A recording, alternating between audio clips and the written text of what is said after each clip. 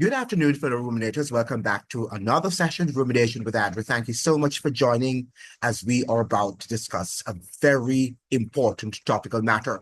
Now, we are in March, right? And today is specifically March 2nd that I am recording this video. And I'm going to publish it today because so many things are happening. I have other videos like the situation happening with the United States, sort of revoking the visas or the plan to revoke visas of all foreign nationals who accept Cuban doctors and nurses. I wanted to publish that today, but I think what I'm about to publish is so critical that I have to publish it today. Now, is the Jamaican government in league with the United States to see deportees from the United States? Now, deportees of non-Jamaicans, right, in which non-Jamaican citizens will head to the United States. We don't know. This is a question I'm asking. I'm not suggesting that it is, but we have to ask questions because I'm asking that question with regard to an article that was published today in the Sunday Gleaner, in which a U.S. citizen was deported to Jamaica. Now, when I started reading that article this morning, around about 4 a.m., well, could be before, maybe about 3 a.m., I realized that the U.S. citizen doesn't have any Jamaican connection because at first, even though it should be illegal or it is illegal to deport a U.S. citizen from the United States to any other country, it really shocked me when I saw that this U.S. citizen who is currently in Jamaica does not have any ties at all to Jamaica, does not have any grandparents, no parents, no cousins, sisters. He just does not have any connection, any ties with Jamaica, but found himself on a deportation flight from the United States to Jamaica. Now, the whole story is very suspicious. And upon reaching there, he was asking, where is he? He said, where am I? I don't know where I am. And he recognized that he was in a different place.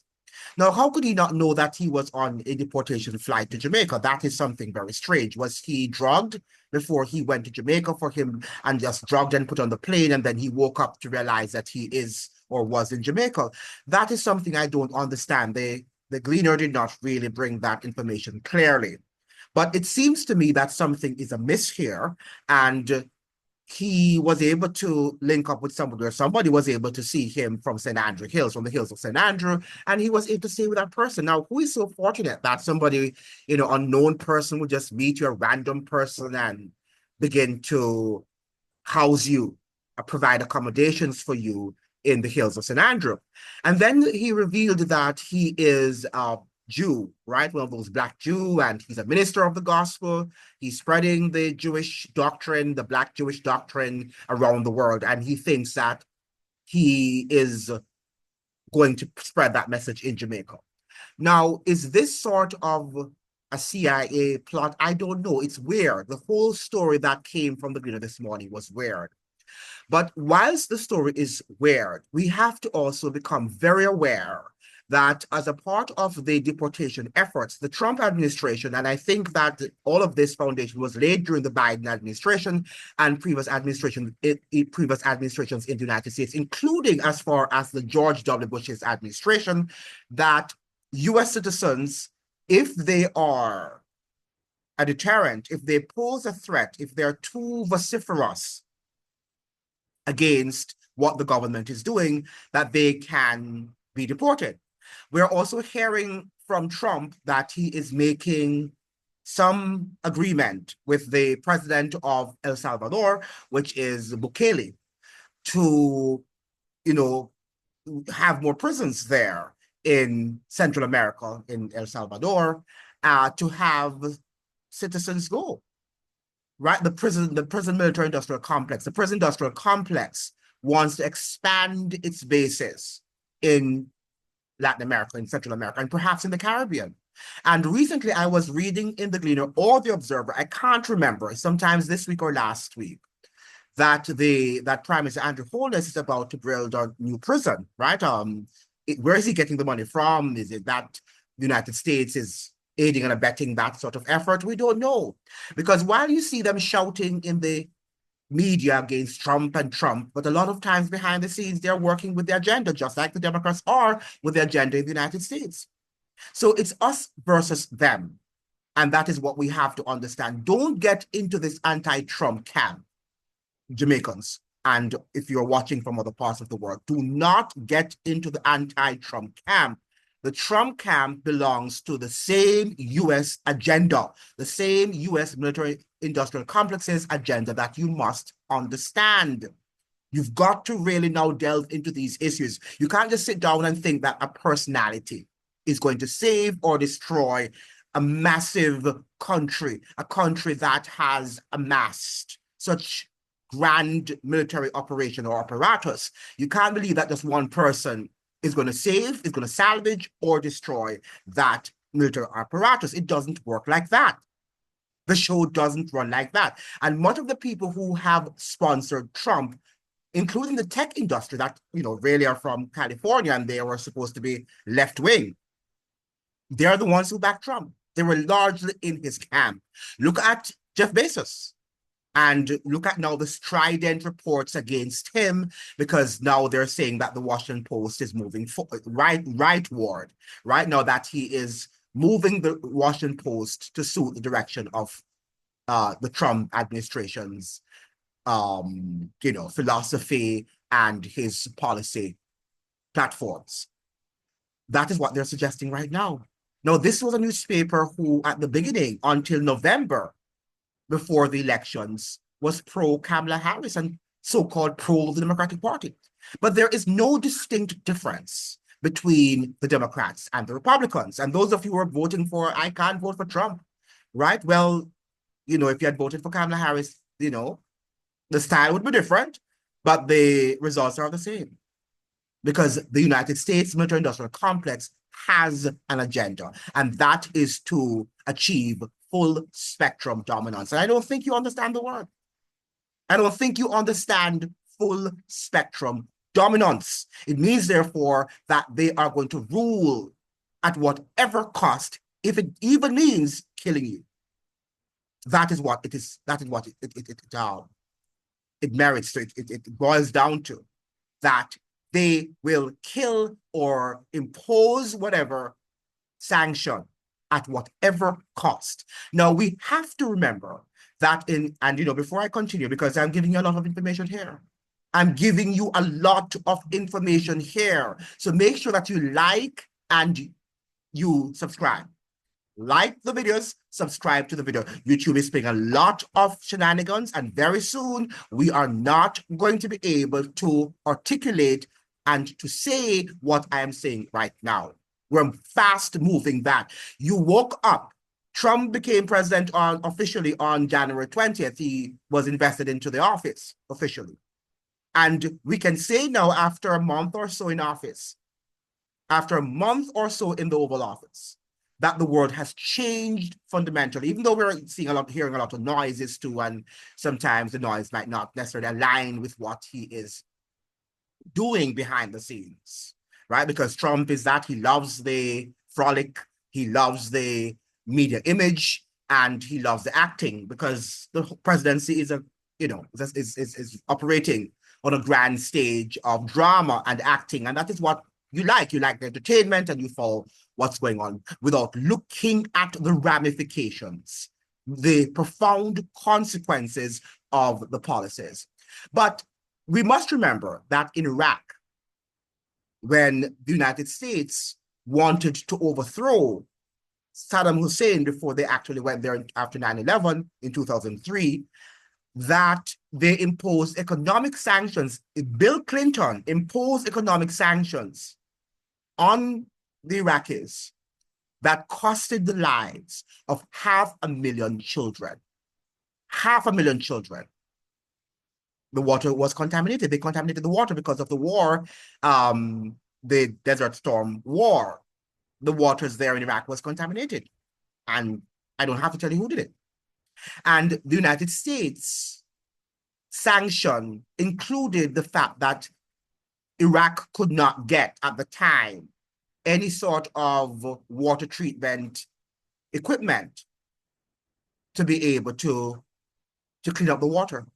The United States blocked them, blocked any country from lending aid to Iraq at the time, which resulted in the deaths of 500,000, over 500,000 children. Right? This is what happened. This is what happened in a country that says it's spreading freedom and democracy around the world. And you think that that is true, right? You think that is true.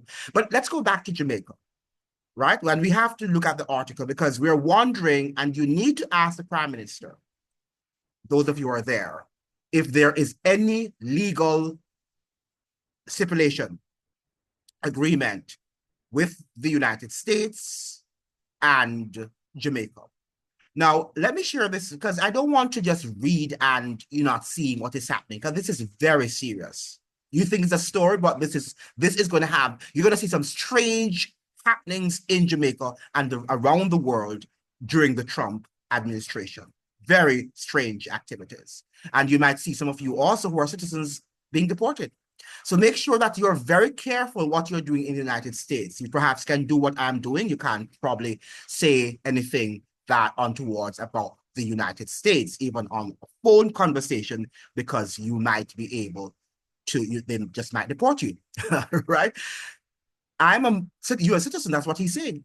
This is a guy here. He says, I'm a U.S. citizen, has no connection to Jamaica, but was deported to Jamaica. 60-year-old Jew deported to Jamaica last week despite claims of no ties to country. So even though he's telling them that he didn't have any ties to Jamaica, they still deported him. Trevor Anthony Grant's release from U.S. Immigration and Customs Enforcement, ICE, detention last Thursday and his deportation to Jamaica after nearly 2 years behind bars marked a dramatic end to an ordeal he claims was filled with injustice. Just 3 days short of completing a 2-year detention in ICE custody, Grant, a 60-year-old man born in the U.S., found himself on a flight to Jamaica, a country he insists he has no ties to. Right? So he is here, a U.S. citizen. And when this whole discussion of Trump deportation started, people were saying that that is going to happen. And then people were saying, no, that can't happen. And it shouldn't happen because legally, no citizen should be deported from their home country. But if you understand the prophetic teachings of the Bible in terms of what is going to happen in the last days, it is going to happen. And we can see now, even in the civic realm, that these things are being normalized. The foundation, the infrastructure is being built. Okay? As he stepped out of the Jamaican authorities' custody at Norman Mann International Airport in Kingston, his first words were filled with disbelief. This is it? Where are the people at? Where's the media? He asked, confused and uncertain about his surroundings. But my question is, given that he boarded a plane, right? Didn't he know that the plane was, I don't know about deportation, the process there, right? So it might be that they just go on a plane and they're not told where they're going.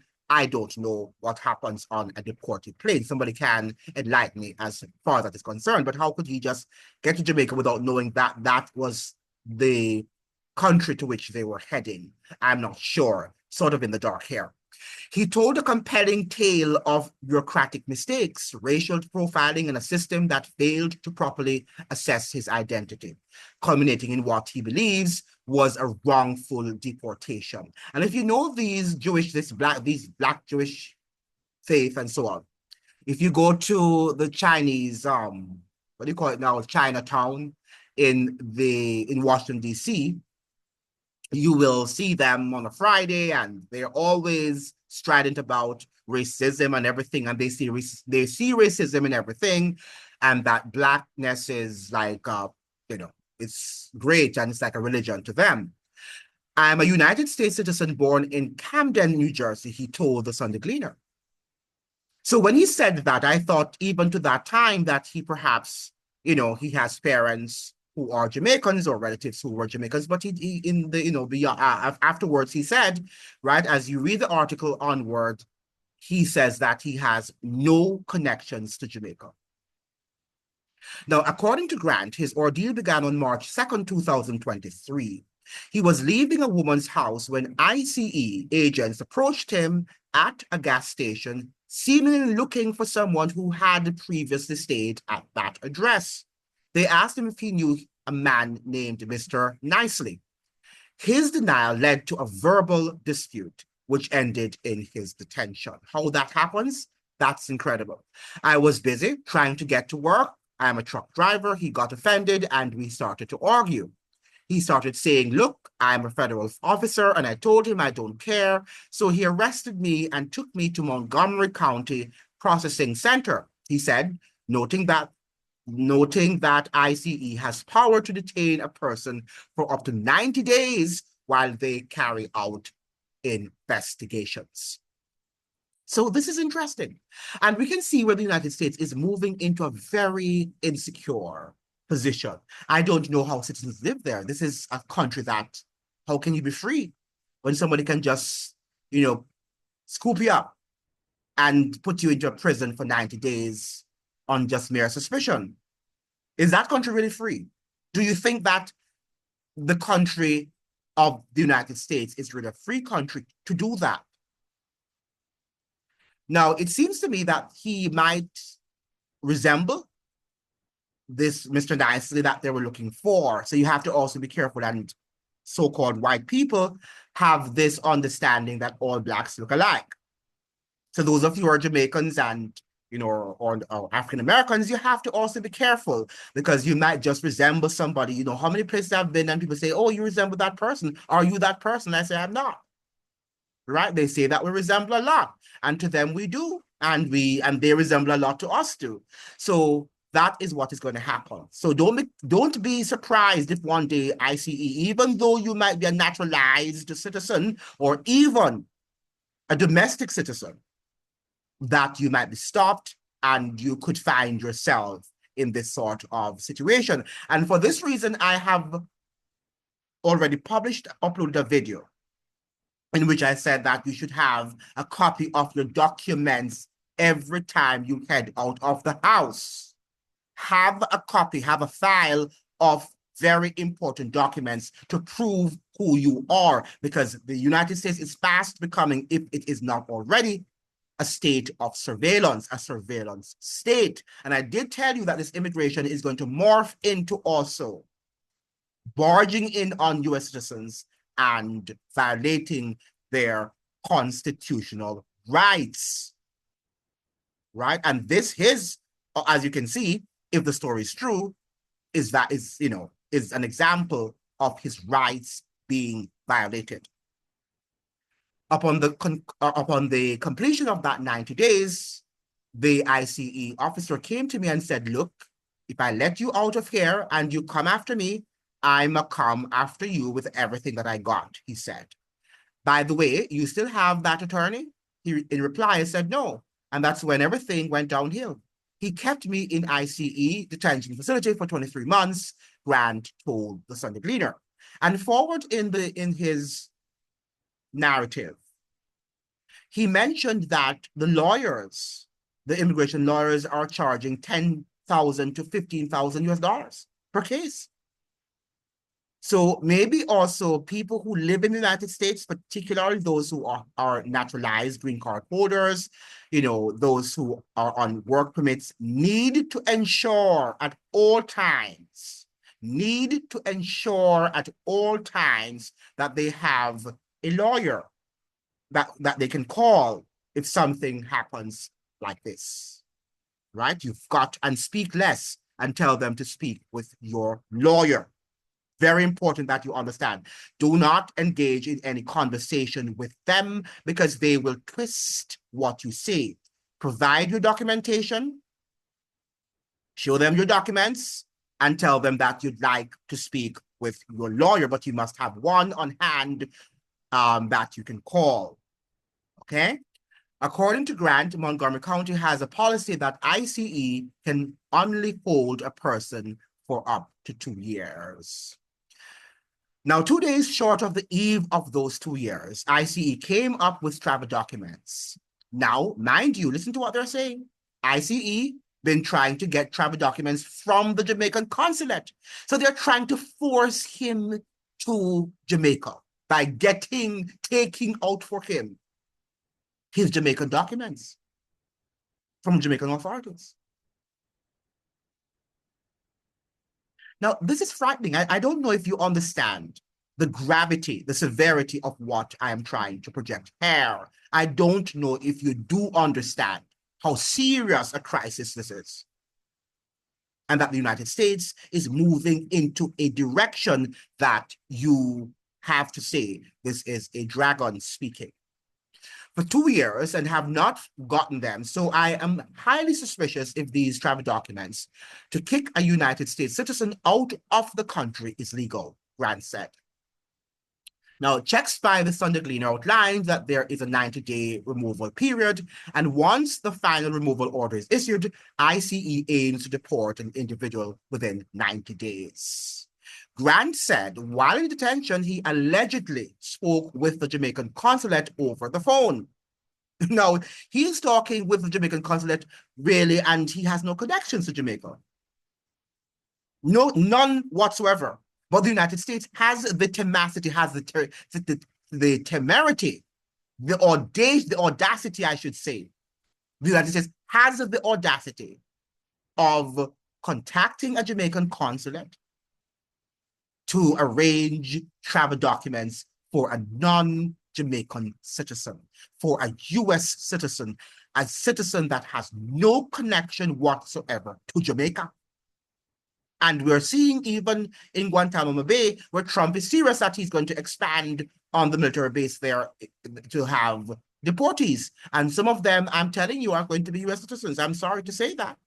And he's very serious that he's going to expand the prison industrial complex where lots of criminals in the United States will be exported to one of those facilities. And when we say crime now, crime is a very subjective word. So even if you speak something that you should not say and you become anti-government, the US might deem you to be a criminal. So you don't have to be a criminal in the sense that you have committed a murder or a homicide.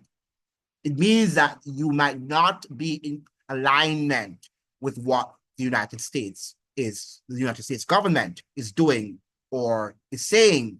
And remember now what happened during the pandemic. And those laws are still on the books and are still being enforced. Only that we're not wearing masks. And because you're not wearing a mask, now you think that, okay, everything is okay. But the mask was nothing. Right? The laws were the most important thing. It was only to get you controlled and your mind controlled that this is what you have to do. And you did it.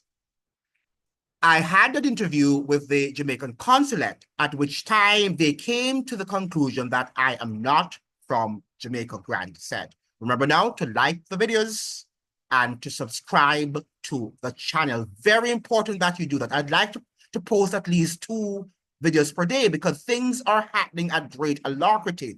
The more views you have on the videos, the more you subscribe and build the base, is the more I'm able to document and to bring to your attention very important information that we need and that our journalists are not bringing forward. But, they write these stories, but they're not telling you what really is happening and what really is prompting these sort of actions from the US.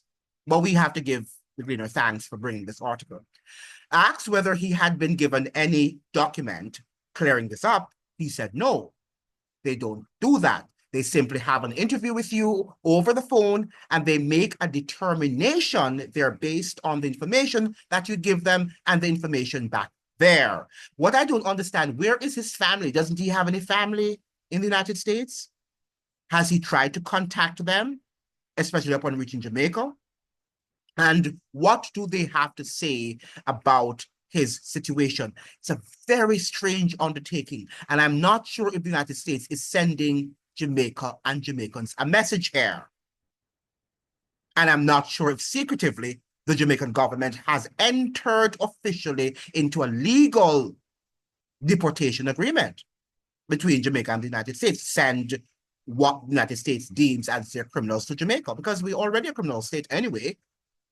And if we don't clean up our mess, Trump and the US is going to see us as, okay, there's a criminal land. Let's send all the criminals there. I couldn't give them any information for Jamaica because this is my first time being in Jamaica. He's not a Jamaican citizen and he doesn't have any ties to Jamaica. So he has never been to Jamaica. I mean, he could, but he has never. That's what the reality is. He claimed that ICE then went to the Office of Jamaica's Consul General in Houston. Listen to what he's saying. I had an interview with that lady. So they went to Houston and they got in touch with Jamaican consulate in Houston. I mean, the guy lives in Camden, New Jersey. I had an interview with that lady, at which time she also came to the conclusion that I'm not a Jamaican citizen. You know, when you look at what is happening, and this is the sort of behavior we saw in the White House during the Zelensky's, and I have a video on that too, Zelensky's and Trump's interaction. We see here when a country doesn't have any negotiating power, when they're working with nothing like Jamaica is, the United States will bully them, and Trump likes to bully. Trump likes to bully, right? And if Trump's America suggests to Jamaica that you have to accept these criminals, these deportees, even though some of them will be US citizens and other nationals from other foreign countries, you have to do it. So if they're coming from Trinidad, or if they're coming from any other part of the Caribbean, any part of Latin America, Africa, if that is the case, Jamaica will have to do it. Because we have put ourselves in that sort of situation where anybody can bully us because we're beggars. We're beggars, and we have not created a sophisticated environment to live in. So nobody's going to respect us, and we don't respect law and order. We're a lawless society anyway. So Trump can send all of the criminals he wants to Jamaica because we are a lawless society, and that is what we love. Right? So that is what is going to happen to us at this current moment. Not sure you're seeing it, because I don't know if you have that foresight, but I would encourage you to understand this very important and grave situation. Okay? I stated before, the travel documents to kick me out the country are highly questionable. So they, wow, they fabricated the United States, it seems here, based on what this gentleman is saying. I hope that you're seeing that. Perhaps I'm misunderstanding what he's saying. But the United States, the largest democracy in the world, fabricated, it seems, travel documents for this non-Jamaican citizen to travel on. Right? But why would they even fabricate the travel documents if he's a Jamaican citizen? They wouldn't have to do that, because deportees who are sent back to Jamaica who are Jamaican citizens, they don't have to have any travel documents, do they? Because they belong to the country, and the country has to accept them, right? Under normal circumstances. I think they can reject them, but under normal circumstances, the country accepts them because they are their citizens. Seeing that they've been trying for 2 years to get those documents, and upon the eve of me being released, all of a sudden, these documents pop up, Grant said. You know, as I'm reading this information, and I don't want to get too personal about what is happening to me on YouTube, but I had to say to them too that I don't think I trust you guys anymore in terms of even giving you my personal documents, because some of the things that has been happening at YouTube, if I should tell you what is happening behind the scenes, you'd be shocked. You would be shocked. And those of you who think that you're living in a free society, right? You've got to be careful. Because if this wasn't happening to me at the moment, I'm reading this from this man, this, 60-year-old man from US citizen, African-American, if what is happening to me at YouTube now behind the scenes wasn't happening, I would question what he's saying. But it's happening to me and I believe him. These people cannot be trusted. A lot of times we love this online thing and we like to send our documents to people and we think that they can be trusted. Nowhere, no one can be trusted at this current moment, not even your family members. We're living in a society in which you cannot, at this moment, trust anyone, not even your government. Your government can fabricate documents to send you to Brazil, to send you to Spain, to send you to Jupiter, to send you to Mars. It can fabricate documents to do that. This is something that you've got to think about. You've got to really digest, because even now, I'm finding it very difficult to comprehend. I'm finding it very difficult to understand that the United States government would stoop that low to get rid of one of its citizens. But then again, this is just a narrative. We do not know the full story. I think that there are many red flags here. There are many questions that need to be asked, including, as I've suggested, where are his family members? Can't he contact them and have them represent him and call CNN and call whatever news that need to news outlet that need to be contacted and tell them that this is what is happening to him?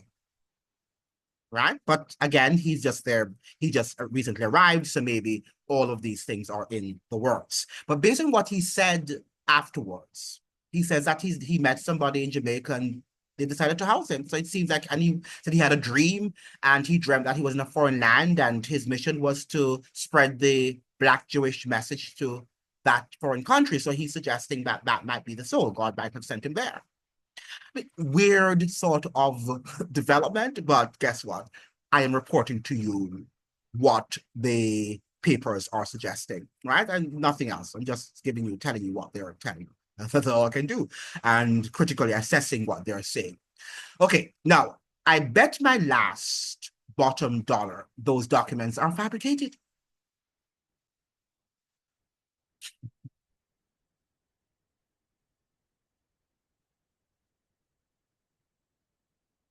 The United States, if this is true, fabricated false documents to send this man out of the United States to deport him, a US citizen who has no ties to Jamaica. This is my first time in Jamaica, man. I don't have no Jamaican relatives, he stressed, noting that his parents were also not Jamaican. Were also not from Jamaica. Right? The Gleaner is making a lot of mistakes in their, in their writing, and I don't know what's going on at the Gleaner. The Sunday Gleaner made several attempts to teach various offices of Jamaican consulates in the United States by phone and email last week to see if they could shed light on Grant's case. Our news team also sought responses from the U.S. Embassy in Kingston and the Ministry of Foreign Affairs and Foreign Trade. However, up to press time, there was no reply to emails sent. Looking to the hills after exiting the processing center, Grant's first impression of Jamaica was that it seemed like a beautiful place and reminded him of somewhat of California.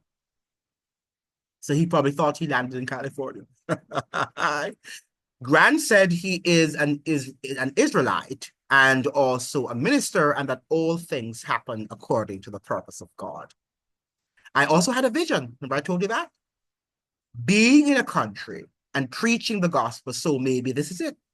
I'm a Jew, so I am looking for a Jewish organization or any church to start my ministry. I hope that he's not somebody who is planted in Jamaica to create more havoc in Jamaica than what we already have. I hope so. Because right now, you can't trust anything, anybody,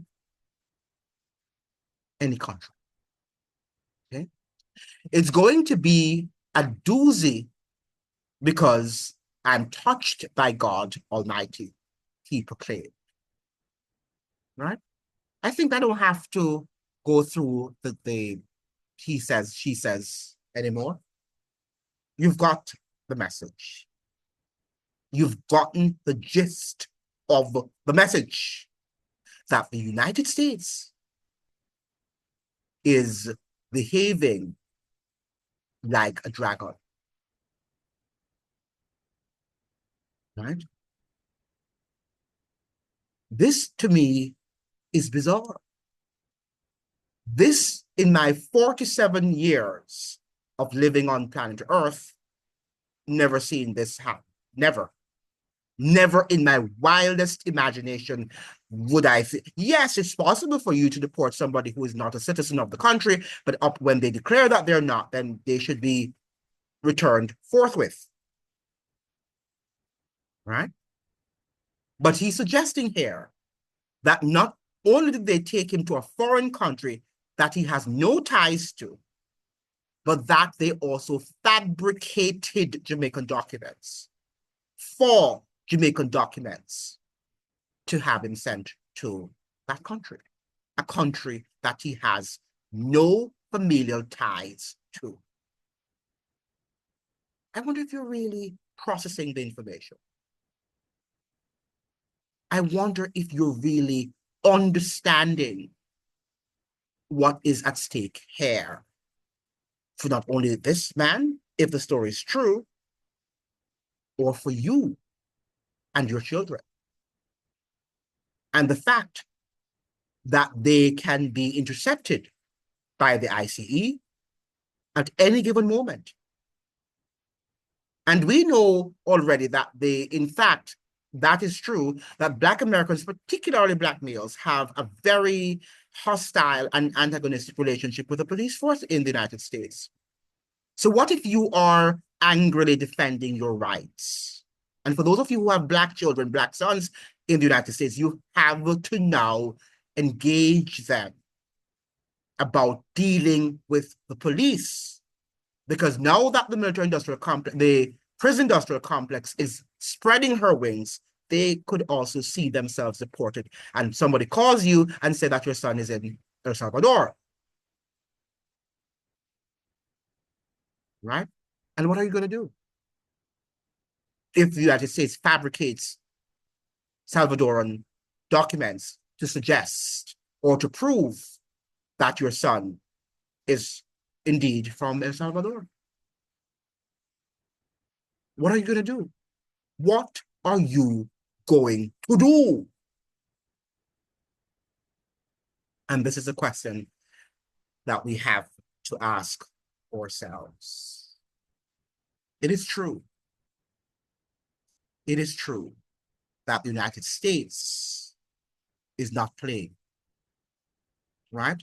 And it's not this great democracy that we think it is, right? You have to thank God for the freedoms that you still have in terms of even just being able to even move out of your house and return safely. Because while the United States might not be as violent as Jamaica, but it's violent in the sense that the way in which the police behave and ICE is now behaving, this is no secure place to be. How can citizens live like that? How can, they don't know when they're going to come up with any confrontations with the police or with ICE. They can be watching you going back to and from your house. And be careful of the people's house that you go to. All of you like to go and have potluck and yeah, be careful because you don't know when the house is illegal. You don't know their standing.